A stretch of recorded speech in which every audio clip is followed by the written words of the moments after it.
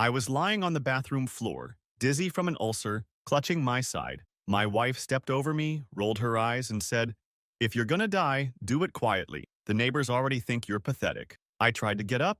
She flushed the toilet, walked out, and slammed the door. I drove myself to the ER. 2 months later, she regretted everything she said. Throwaway for obvious reasons. Long-time lurker, first-time poster.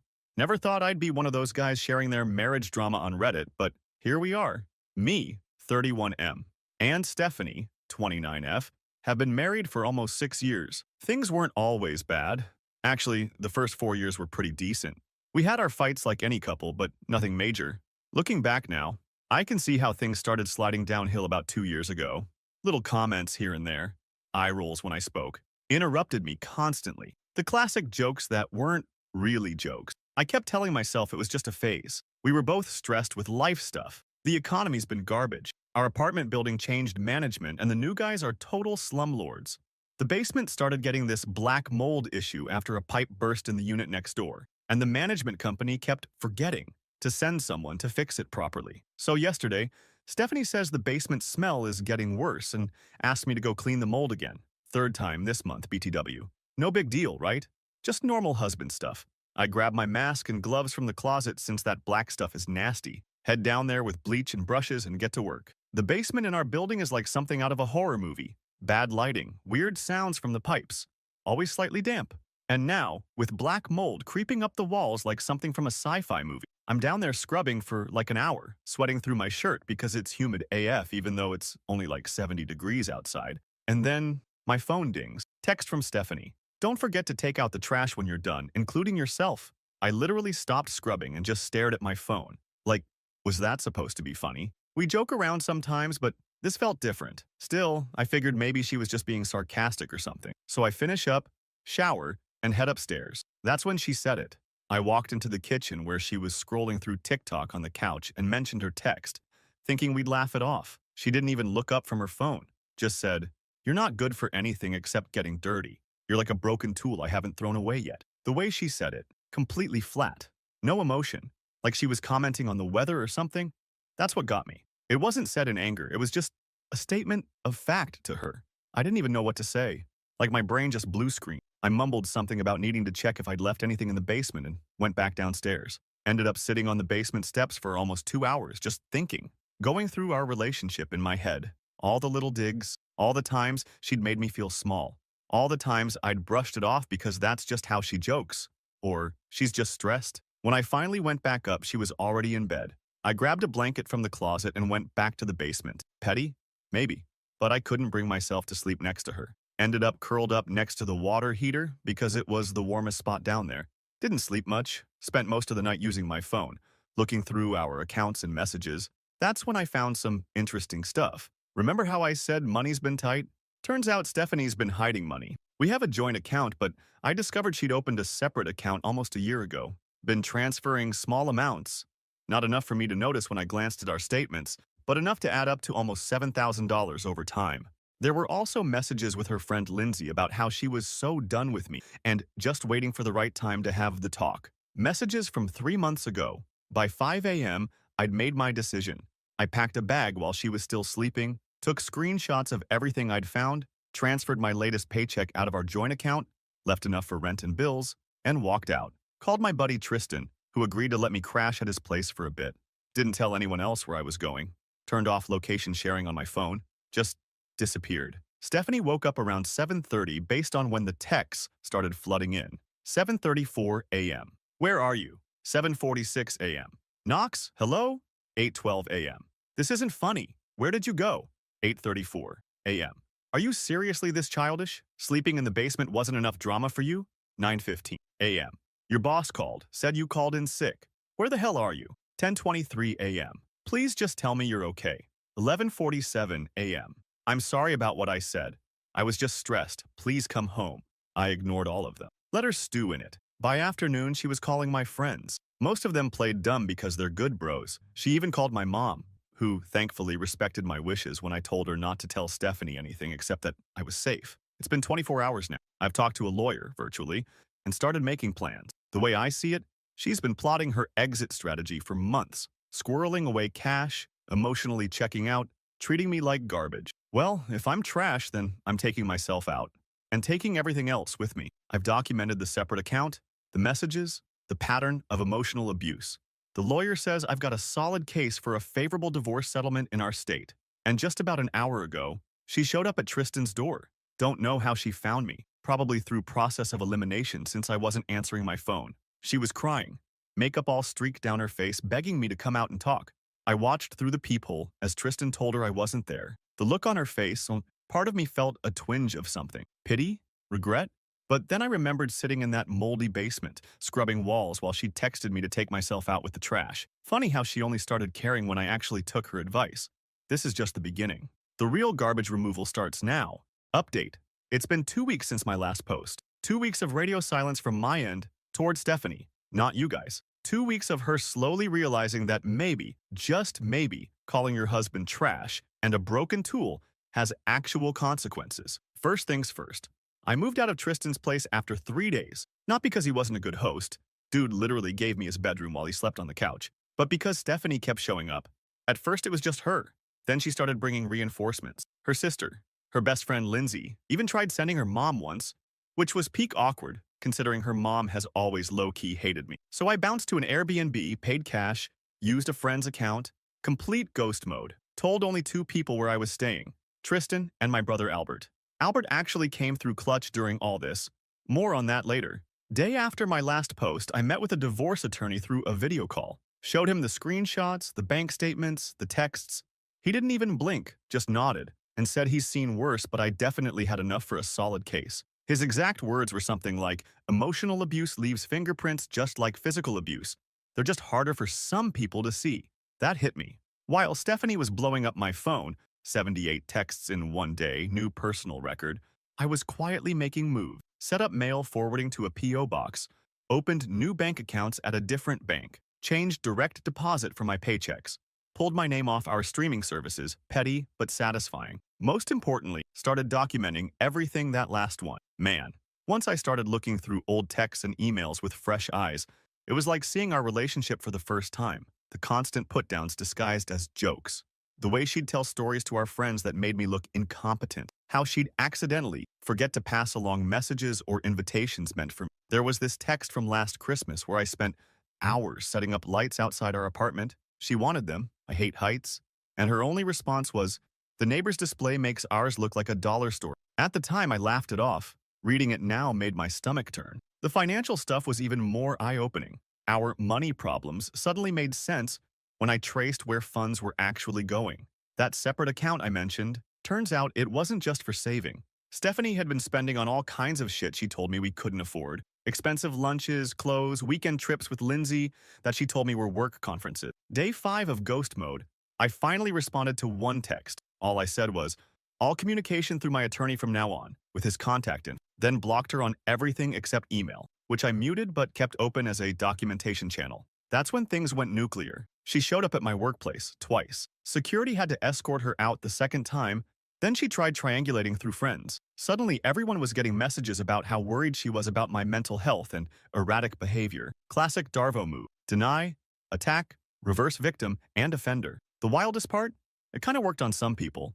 Our mutual friend Brody actually called to ask if I was having a breakdown. That conversation was revealing. Me. So she didn't mention calling me trash while I was cleaning toxic mold from our basement? Brody. No. She said you guys had a small argument and you just snapped. Me. Did she tell you about hiding $7,000 in a secret account? Brody. What? No. She said you guys were saving for a house. This pattern repeated with several friends. Each time I'd just calmly share my side without embellishment. No ranting, no character assassination, just facts. Screenshots when necessary. The shift in their responses was immediate, from concerned about me to shocked about her. By the end of week 1, the tide was turning. Stephanie's social media went from concerned wife looking for missing husband to angry rants about men who can't communicate to tearful pleas for reconciliation.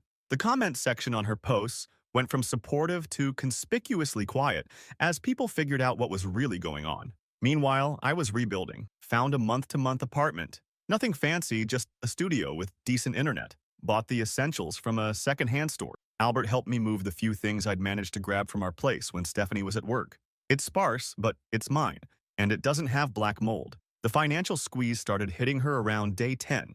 See, I'd been paying about 70% of our expenses because she always claimed her job didn't pay enough. Another lie. Turns out she makes almost as much as I do. Suddenly, all those subscription services were due. The credit card bills arrived. Rent was coming up. Her emails went from angry to panicked. Day 10. You can't just abandon our financial obligations. This is childish. Day 12. The landlord called about rent. What am I supposed to tell him? Day 13. Please, just talk to me. I can't cover everything by myself. My attorney advised me on exactly what I was legally obligated to pay, which was shockingly little, given that we don't have kids or own property together. I set up automatic payments for exactly that amount and not a penny more. Throughout all this, I kept reminding myself of that moment in the basement, that feeling of being utterly disposable, a broken tool, trash. It kept me from wavering when doubt crept in. The most surreal moment came last weekend. Our friend Jennifer was having a housewarming, small gathering, maybe 15 people. I decided to go, figuring Stephanie wouldn't show given everything happening.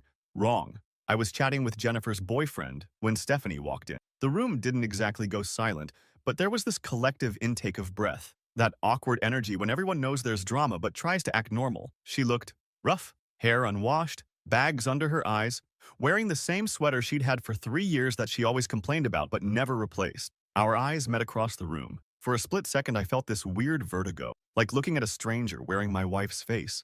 Then she burst into tears, not quiet, dignified crying, full-on sobbing, mascara rivers, the works. Jennifer tried to comfort her, but Stephanie pushed her away and pointed at me, started shouting about how I'd ruined her life, abandoned her, turned everyone against her, said I was cruel and calculating and she didn't even recognize me anymore. I just stood there, cup of soda in hand, watching this person I'd spent 6 years with completely unravel. And you know what I felt? Nothing. Not satisfaction, not anger, not even pity, just emptiness, like watching a storm through a window from a safe, dry place. Eventually, Jennifer's boyfriend and another guy gently escorted her outside. I heard later she sat in her car for almost an hour before driving away. The party never really recovered, and I left early. That night, lying in my new bed in my empty apartment, I scrolled through old photos of us. Happy times, vacations, our wedding. Tried to feel something. Grief, longing, anger, anything. But all I could think was, that person in the photos never existed. She was always the person who could call me trash. I just refused to see it. The divorce paperwork goes out tomorrow. My attorney says she'll be served at work. Said it's better that way. Less chance of a scene. Witnesses if she reacts badly. I've blocked most of our mutual friends temporarily. Not out of spite, but just to create space for what's coming. Yesterday, I found a small piece of mold on my bathroom ceiling. Cleaned it immediately, opened the window, ran the fan. Some habits die hard, but this time I'm taking out all the trash. Final update. It's been almost 6 months since my last update. 6 months of court appearances, negotiations, and slowly rebuilding what feels like an entirely new life. Yesterday, I found an old photo of me and Stephanie buried in my cloud storage. What struck me wasn't the happy smiles or the vacation backdrop. It was how different I looked. Not just younger, but dimmer somehow. Like someone had turned down my brightness setting. Didn't even recognize myself. The divorce was finalized last week. Weird how something that changes your entire life is just paperwork and a judge's signature. Expected to feel something monumental. Instead, I just had a mediocre sandwich at the deli across from the courthouse and went back to work. Let me backtrack to where I left off. After Stephanie got served, things went from bad to nuclear. Within hours, she'd told everyone who would listen that I was having a mental breakdown, possibly cheating, definitely abusive, and basically the devil incarnate. The kitchen sink approached to character assassination. But here's where she miscalculated. Screenshots exist, and I had 6 years' worth. Every time someone messaged me about her latest claim, I'd just send relevant screenshots. Her calling me trash, her secret account statement, her text to Lindsay about being done with, no commentary needed, just receipts. By week 3, she'd burned through most of her social capital. Even Lindsay, her ride or die since college, started distancing herself after I forwarded their conversation thread where Stephanie had called Lindsay's boyfriend, budget store Ryan Reynolds, but uglier, behind her back. The most surreal moment came during our first mediation session. My attorney had advised being pragmatic. Split assets fairly, keep it clean, get out fast. But Stephanie arrived with a list of demands that made the mediator actually raise his eyebrows. She wanted alimony after a 6-year marriage with no kids, the apartment which we rented, my car, which I bought before we met, and half my retirement account, despite hiding her own assets. When the mediator asked about the separate account she'd been maintaining, she froze. then claimed it was savings for our anniversary trip. My attorney silently slid across the screenshots of her texts to Lindsay about using that money for post-Knox life. She burst into tears, not the manipulative kind from Jennifer's party, real, ugly crying. For a split second, I almost reached out to comfort her. 6 years of conditioning is hard to break. But then she looked up at me with this expression I'd seen 100 times before, calculation behind the tears, waiting to see if the old buttons still worked. They didn't. The settlement was finalized 2 months later. Standard division of assets, no alimony. I kept my retirement intact after proving her financial deception. She kept her secret account. We split the furniture. Done. Meanwhile, I was slowly rebuilding. Found a decent one-bedroom in a different neighborhood. Nothing fancy, but it has huge windows and no mold issues. Started therapy, shout out to BetterHelp. Having sessions while sitting in my car on lunch break was a game changer. Reconnected with friends I'd lost touch with during my marriage. Small victories became my new normal. Cooking actual meals instead of just microwave stuff. Buying plants and keeping them alive. Setting up my place exactly how I wanted it. Using all the hot water without anyone complaining. Leaving dishes in the sink overnight because sometimes you're just tired, you know? Work has been a mixed bag. Had to use too many personal days for court stuff, which led to some awkward conversations with my boss, but landed a small promotion last month. Nothing life-changing, but enough for some breathing room in the budget. The social fallout has been the weirdest part. Friend groups splintered into Team Knox and Team Stephanie, with a few brave souls trying to maintain neutrality. Holidays were awkward AF. Thanksgiving at Tristan's featured people carefully avoiding any mention of, which somehow made her even more present. Albert, my brother, has been my rock through all this. He's the only one who ever straight up told me years ago that Stephanie was bad news. I didn't listen then. Should have. About 3 months after moving out, I tried dating again. Downloaded the apps, created profiles, the whole depressing circus.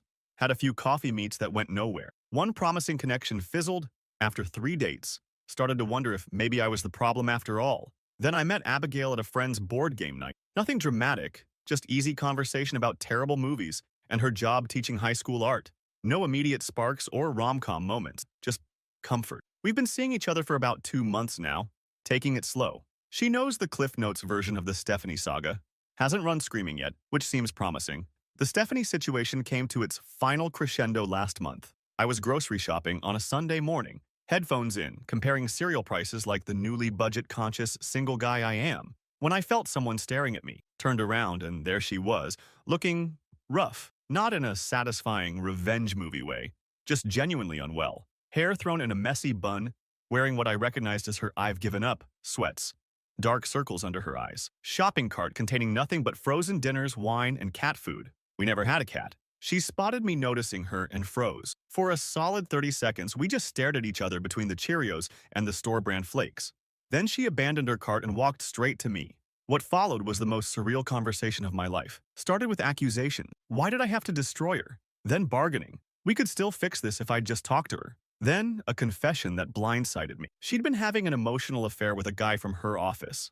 For 2 years. Nothing physical, she insisted, but they'd been connecting on a deep level. 2 years. Right when things started changing between us. She claimed she'd ended it when I left. Realized what she'd done. How she'd treated me. Said the trash comment was because she was trying to push me away out of guilt. That she'd been punishing me for her own failures. I just stood there, holding a box of off-brand Frosted Flakes, utterly unable to process what I was hearing. Part of me wanted to laugh. Part wanted to scream. Most of me just wanted to finish my shopping and go home. I finally asked her why she was telling me this now, when everything was settled. Her answer knocked the wind out of me. Because she'd bumped into Abigail and me at the movies last weekend and realized I was really moving on. That I looked happy. Happier than I'd been with her. I hadn't even seen her there. Told her I was sorry things ended the way they did. That I hoped she'd find peace. Then, I put the cereal in my cart and walked away. She called after me, voice cracking, asking if that's all I had to say after 6 years together. Turned back one last time and said, "You called me trash. I took myself out. Best decision I ever made." That was 3 weeks ago. Haven't heard from her since. Yesterday, I signed a 1-year lease on my apartment. Hung pictures on the walls for the first time since moving in. Little things, but they matter. Abigail came over and helped, laughing at my complete inability to hang anything straight. We ordered pizza, watched a terrible sci-fi movie, fell asleep on the couch. This morning, I woke up early, made coffee, stood at my window watching the sunrise, felt something I hadn't expected to feel again so soon, peace. I'm not naive enough to think the Stephanie chapter is completely closed. Life isn't that tidy, but I'm no longer waiting for the other shoe to drop, no longer bracing for the next insult or emotional gut punch. Sometimes taking out the trash means taking yourself out of a toxic situation. Sometimes it means recognizing your own worth. And sometimes it means leaving behind the people who can't see it. Final edit. A year to the day after the basement incident, I ran into Lindsay at the coffee shop. She told me Stephanie moved back to her hometown last month. Apparently, living in the same city as me became too painful. Found myself hoping she finds whatever she's looking for there. Not for her sake, but for whoever comes after me. Some cycles need to end.